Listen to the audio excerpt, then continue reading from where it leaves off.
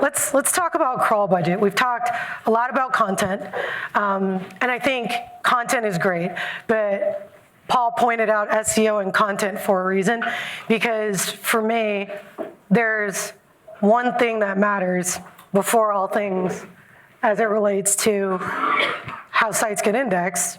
It's crawling, right? Crawling matters so much so that without being crawled, your content becomes insignificant. You have to get crawled. So a couple things we'll talk about. How does Google see crawl budget? A lot of people talk about crawl budget, but they don't actually deconstruct it. Main factors for you for managing your crawl budget, right? Ways for you to quantify your crawl budget yourselves. And when I think about quantifying, I give you both manual ways and some automatic ways. And then fine-tuning, because there seems to be this myth that we cannot control crawl budget, and I want to kind of demystify the myth. So, everybody knows Gary from Google, right? Well, crawl budget, realistically, based off of how Google has explained it, is really just crawl rate times crawl demand. And the reason I say this is we can deconstruct exactly what Gary is saying here. But if you just pull out one sentence, in one sentence, he really simplistically explains it to us. Taking crawl rate and crawl demand together, we define crawl budget. Done. Pretty easy, right? So let's break it down a little further. Let's talk about crawl rate, right? This is a piece of crawl budget. Crawl rate is variable. Why do I say it's variable? Because when Gary talks about crawl rate, there's a reason it goes up and down, right? When Google can access your site frequently and gets a response, you go up. But what if you get errors? What if your response rate goes down? Your crawl rate goes down. Variability, right? So we have a curve here. So let's go a little further with it, all right? So if there's that level of variability, and we're talking about server response time, we said that there's a lot of engineers in the room. There's a lot of people that are technical here. So how do we get the math out of it? How do we keep deconstructing it and breaking it down further? Server response time times time over your error rate, because it's the percent of your errors. So what does that look like as math? Time to first byte. Why do I say time to first byte? First byte is the first server response you're sending back. Duration, it's time.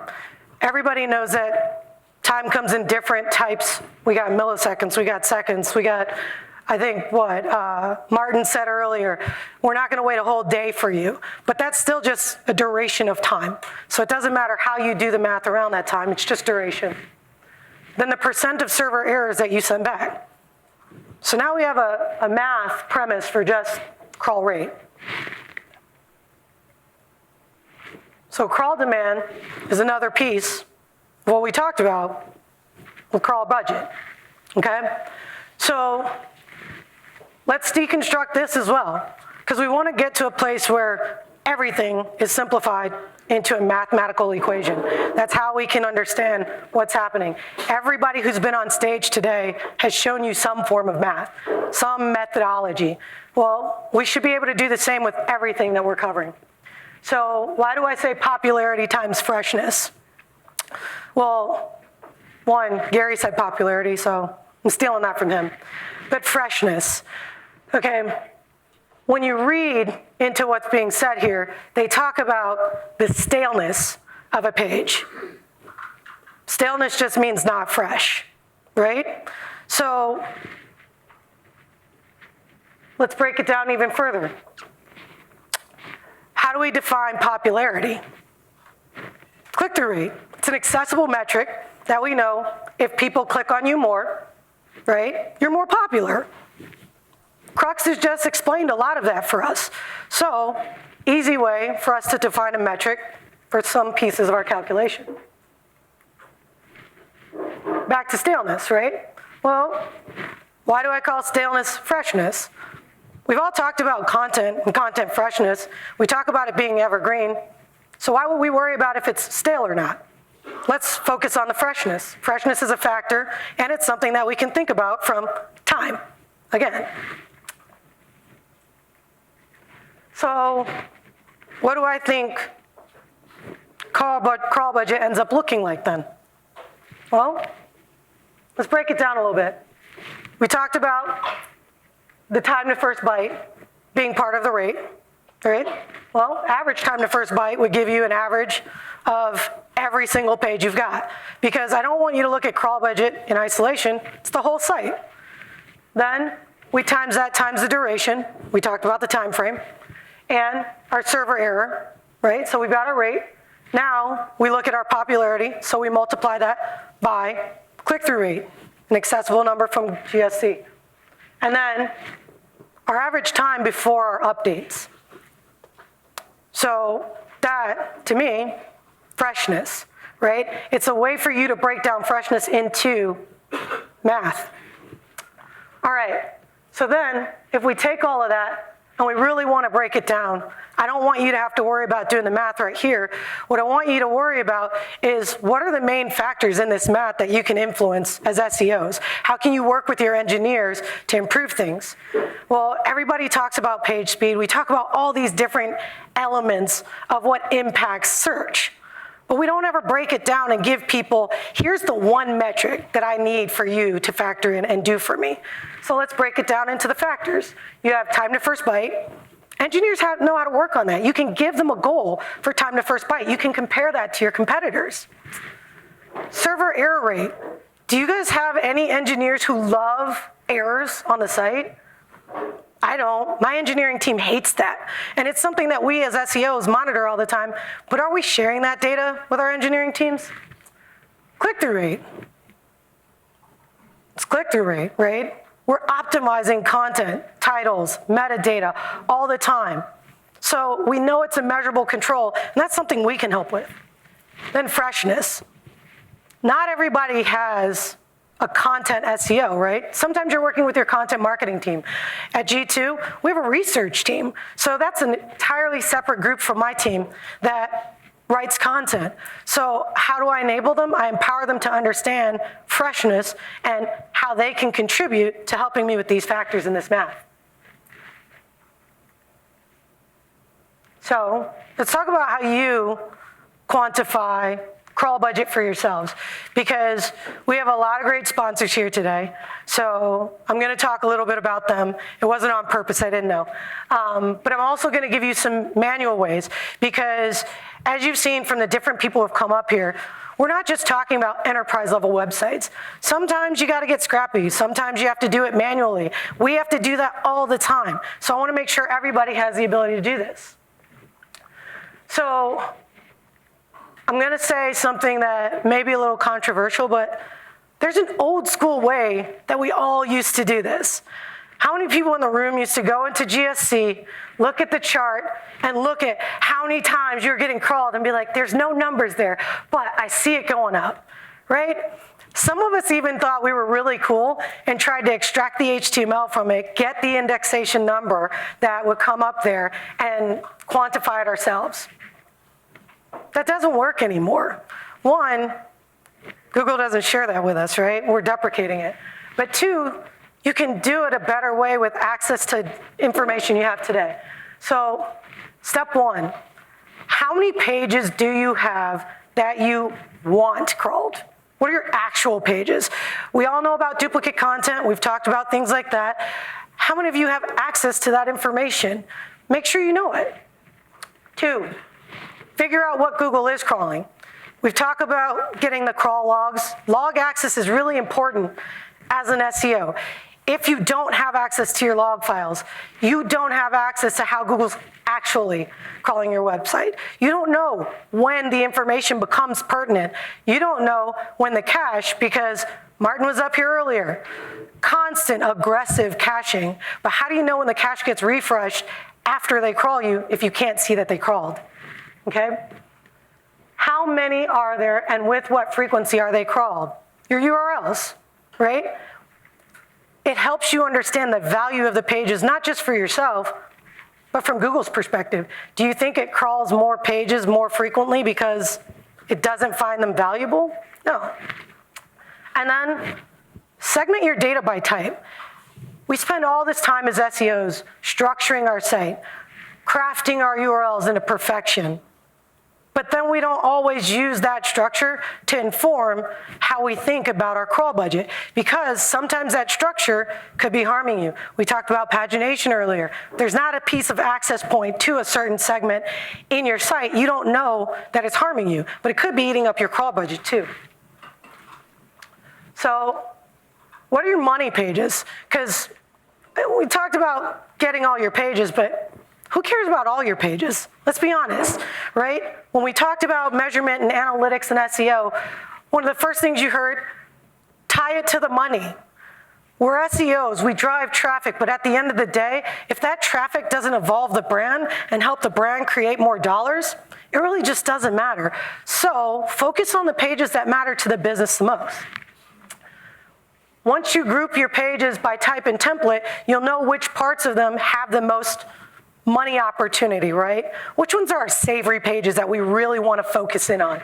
Where do we want to spend this crawl budget? And then match it to your XML sitemaps. If you're here, you have probably been doing SEO for some time, or somebody came before you. If your XML sitemaps are optimized, or if you did your first round job, you have optimized XML sitemaps, they should include your money pages. If they have excessive pages that you don't need, well, you gotta kind of start over again a little bit there and craft that, but let's assume we all did our job. So you got your money pages in your sitemap, use it. So then, how do you figure out which pages are being crawled? That beautiful black blurb is a raw log file. I love them so much. I don't. Because the thing is that it's like reading binary code, right? We're technical SEOs, but we're not programmers. We're not sitting in there trying to figure out every little nitpick. We need it simplified. That's why we all like tools, right? But you can use tools to make it so much easier. There's a lot of log file analyzer tools and add-ons here, but Spotify, who's one of our sponsors, they ingest your log files. OnCrawl, another sponsor, they ingest your log files. How many people use Screaming Frog? Right, the whole room. How many people knew that Screaming Frog has a log file analyzer? Almost some of the room. Okay, so if you're thinking about like, how do I get my hands on these tools and I don't want to share all my data, because you know what? Jordan was up here yesterday, and he talked about it. Not everybody wants to share their data, right? We don't want to upload it into the cloud. So use tools you can get your hands on. And then some of you who don't even want to use tools, that's okay too. Leave it up to engineering. You can create a GTM container that can pass through to the Google protocol using Cloudflare workers to ingest it right into your Google Analytics. Or you can ingest it someplace else and send it someplace else. If you're using Adobe Analytics, whatever analytics program you're using, you can find this workaround. So, like I said, I'm gonna give you different ways to do things.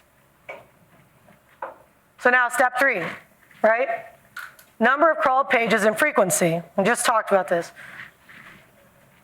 Excel using pivot tables. How many SEOs love Excel? Yeah, like nobody in the room. Okay, all right. So I said I'd give you a manual way. For those of you who are gonna do it the manual way, ingest it, clean it up, put it into Excel, figure it out. What you can do is pivot the data by the URL, then you'll be able to have each of your days aligned to your URL and understand crawl frequency. I also have a spreadsheet that does this for you. So if you follow me on Twitter and beg for me to give it to you, I'll give it to you. No, I'm joking, I'll actually send it out. SQL database query. If you already have access to your log files and you want to pull it in to your database, you can do that too. Then, for those of you who are sophisticated enough to use SQL or you have access to BigQuery, you can pull it that way. And then again, log file analyzer tools. The beauty around these tools, they do a lot of this work for you. And they have report views that allow for you to isolate this data like that. So you can pick the hard way, you can pick the semi-hard way, or you can pick the easy route. It doesn't matter. All of these ways will work for you. So now we're talking about page types. I said why it was important to segment by page types. I'll talk about it a little more. But You need to understand which percent of page types is being actively crawled. That's why you segment, right? What if you have page types that you don't want crawled, and they take up a huge percentage of your crawl budget? How do you cut them out? Well, if you didn't segment, you don't know. Your percent crawl allocation. So this is then taking those page types, associating that crawl budget that we just discussed related to those across your frequency and time frame. Active versus inactive. Is there any SEO in this room right now who, when you optimize to ensure you don't get traffic? Show of hands. Yeah, I'm seeing a lot out there. No? Okay. So active versus inactive is just a simple way of saying driving traffic versus not driving traffic. Why would you waste crawl budget on things that you don't want to drive traffic to? And if you wanted to drive traffic and you found out that you weren't getting there, wouldn't you want to reallocate that crawl budget, maybe? And then percent not crawled. I think that one's kind of a no-brainer, right? There's an area of, we want this crawled and it's not happening. Well, once you understand how you can model that crawl budget, you'll figure out how to allocate it, cut it off from the areas where it's being siphoned, and position it where you need it. So, let's calculate the crawl budget. Here's a couple ways again. Look, average number of crawled URLs times frequency over time. Or, I know you guys see the pictures, use a tool. If you ingest it all into the tools will help you with this. I have a couple views here. One of these is my view, top view here. Both of these are technically our views, but we can quantify it really quickly. We see our crawl volume to your crawl budget over time. OnCrawl has the same thing. They call them different things in the platforms, but at the end of the day, it's a very simple way to figure out your crawl budget. So, how do we fine-tune this thing? How do we create crawl controls? And how do you know that I'm not just fibbing about this? I'll get to that too. First, you gotta conserve. Crawl budget is not unlimited. Martin talked about it. You hear John Mueller talk about it. Gary's talked about it. So if we know that it's not unlimited, we've gotta be really effective at maximizing it. So prune the non-money pages. We don't need them. De-index and dedupe. These are basics that we all cover, but we don't think about how they impact our crawl budget. So sometimes you'll let those little stragglers get by. Remove pages that aren't in your XML sitemap. If you crafted it and optimized it, why are they there? Because you're indicating to Google crawl waste. And then remove or fix your errors. The very first part of our entire factor is error percentage rate. It's real simple. Google tells us to do it all the time, but we don't think about how much that can impact our overall site. If you're not being crawled, you're not being indexed. If you're not being indexed, you're not being shown. Crawling is the very beginning of all this. Optimizing your crawling. Okay, so this is where we get into some of the tinkering and manipulation. Improving your time to first byte. That optimizes your crawling. It improves the ability for you to get more in there. We just talked about it in the math. Optimizing your sitemaps. As I said before, if they're not optimized, it's not helpful to you. Managing your facets and filters. We talked about this earlier about how faceting and filtering can disable your ability to be crawled and create massive duplicate content. Manage it better. Somebody just showed you how. Handle your parameters. We still have access to that portion of Search Console's tooling, but you can also use it in your robot's text files. We all know how to do these things, but we let them slip. They're the basics. Internal link optimization. We talked about how do you take the math and figure out the value of internal links. Well, if internal links are our way of referencing where we want Google to go, it's another way for you to optimize your call budget. Orphaned, no more. A lot of sites have orphaned pages, but orphans aren't completely orphaned all the time. If somebody has access to that page, there's the opportunity for Google to figure out it's there. Another opportunity to waste your crawl budget. And then model your active pages. If you have inactive pages, that's fine, right? But these are simple optimizations. Active pages already give you a reason or a premise for how to get crawled. They're being crawled, they're active. Do the same thing on your non-active pages and make sure they're mirroring each other. So how do you expand your crawl budget, though? Because it's called a crawl budget, so it seems like it might be fixed. It's not fixed. It's not finite. You can actually, I won't say manipulate, but persuade your crawl budget into a larger budget. So we've done this, and we've tested it. And the way you do it is you auto-scale. The very first part of our equation was all about Google being able to get your responses, right? They need quick responses from your pages, and they want as many as they can get at that quick response. So if you know about your server stack, one of the things you guys can do is use containers and clustering for auto-scaling. How many people know about containers and clustering? All right, so like 8 people on this side of the room. Good. So containers and clustering is really what we used to think about as virtual servers, except virtual servers were a little bit clunky because it had to mirror your server stack. Why do that when you can actually virtualize the applications that are necessary? So these are a couple of container and clustering services that many of you have likely heard of that you're not using that can help you implement auto-scale and allow for you to expand your crawl budget. And not just a little bit, but on demand if you have control. So we at G2, we use Heroku, and we have dynos. So how do I know this works? I told you I had data. So the very first spike there is when we did our very first migration. I made this lofty promise at work that I felt like I could make a recovery from a migration in 90 days, even though guidelines say 180 days-ish, right? I was being ambitious. But the reason I was being ambitious is because I had this theory. If I could control how much accessibility I gave to Google and just open the floodgates, even if it was momentarily, I could expand my crawl budget, get Google to re-ingest my entire site, and come out scot-free.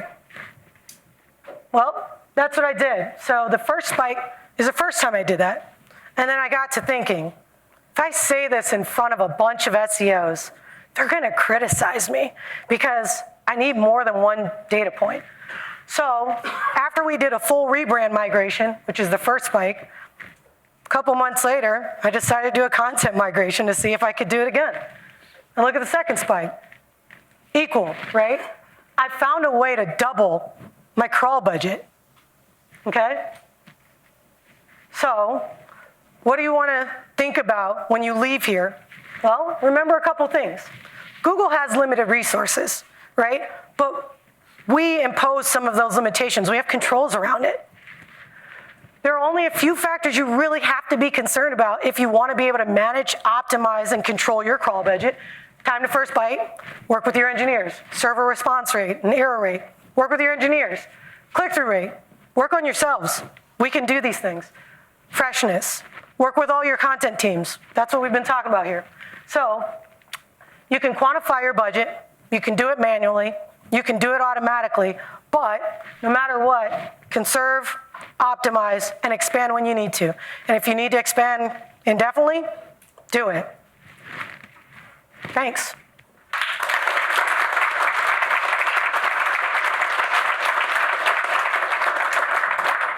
Good stuff. Oh, question already. Wow, here you go. I like questions. Sorry.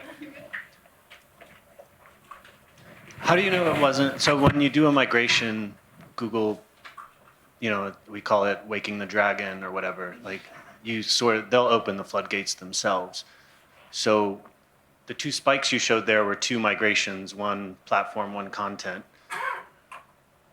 What did you do to expand your crawl budget aside from the migration? How do you know it wasn't just Google like? We expanded the dynos.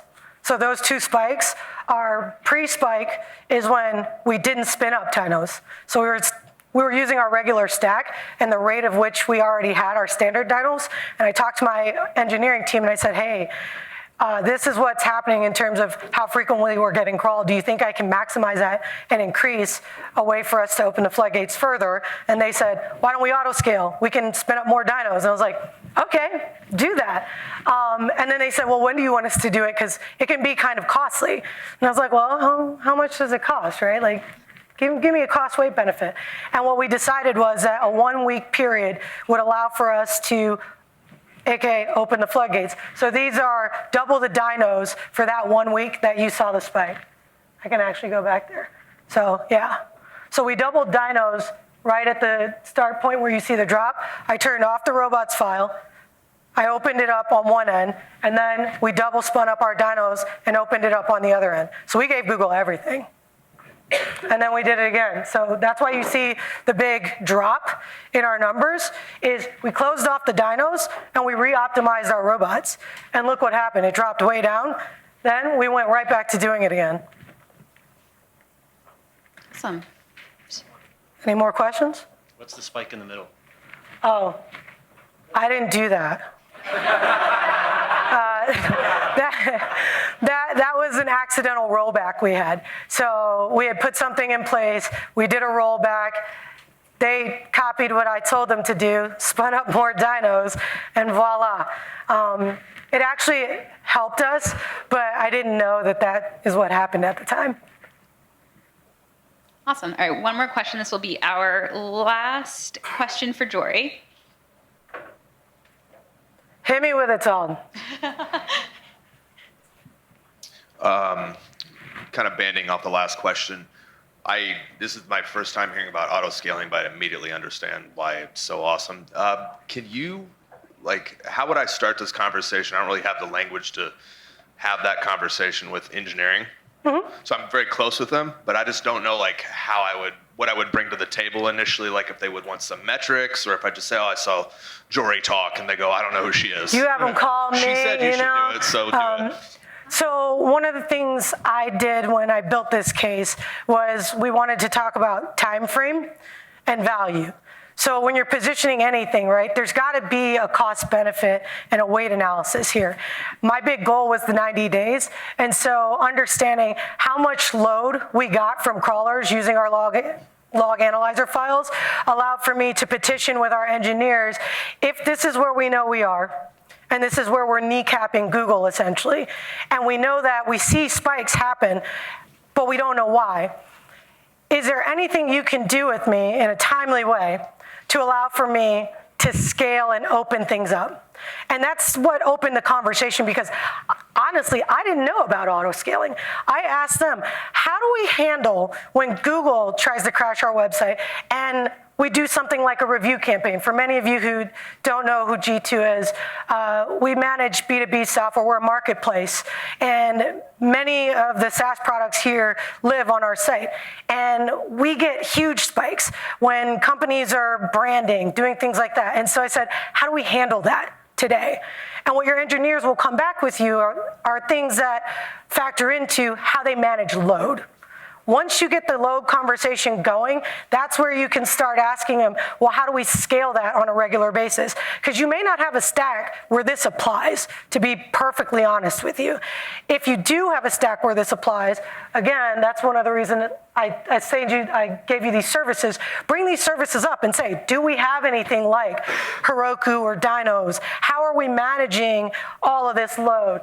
Are we on AWS? If so, can we use EC2? Once they answer those questions, you know that you have the opportunity. But the big piece you're going to want to ask, again, how much is it going to cost us? Because for us, this migration was very important. We were going from G2 Crowd to G2, and we didn't want to suffer downtime, but we also didn't want to impact our customers. If you don't need to do this, don't do it. But if you can and you can have that conversation, have it. Does that answer your question? Awesome. That's it? Great job, Jory. All Thank right. you so much. Thank you.